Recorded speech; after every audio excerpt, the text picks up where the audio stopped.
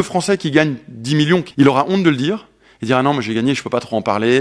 Le modèle du venture capital, c'est un modèle d'investissement où tu investis dans une société à fort risque, donc fort potentiel. Historiquement, tu investis dans des nouvelles technologies qui ont vocation à disrupter leurs industries, complètement les retourner. Et donc ce modèle, il est parfait pour la culture américaine qui sait prendre du risque en fait, qui aime prendre du risque. Souvent un entrepreneur américain, il sera très fier de te dire moi j'ai gagné 5, 10, 15 millions, peu importe. Il te le dira de manière ouverte et il aura honte en fait. Il dira ouais, mais là ça y est, je me relance et j'ai envie de gagner plus. L'argent drive quand même cette culture américaine. La culture française, on est quand même beaucoup plus caché. Il y a un quasi tabou là-dessus. Et c'est vrai que même le Français qui gagne 10 millions, il aura honte de le dire.